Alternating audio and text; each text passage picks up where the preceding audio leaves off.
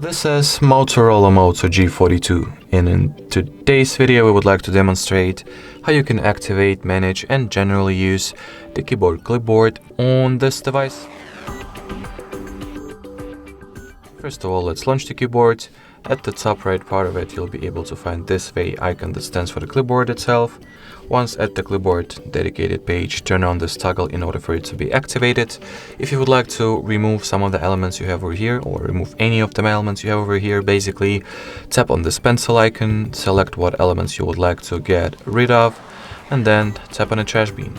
If you would like for something, on the other hand, to be added to your clipboard, to your, keyboard clipboard, just type in something, or not necessarily type in, simply copy any piece of text or whatever, and once you get back to the clipboard, you'll see that it is added as the most recent element. From here, simply tap on an element that you would like to get pasted, and it will be, pasted into any given typing bar that you have launched the keyboard from. Alrighty, so that would be it for this video. Thank you so much for watching, and bye bye.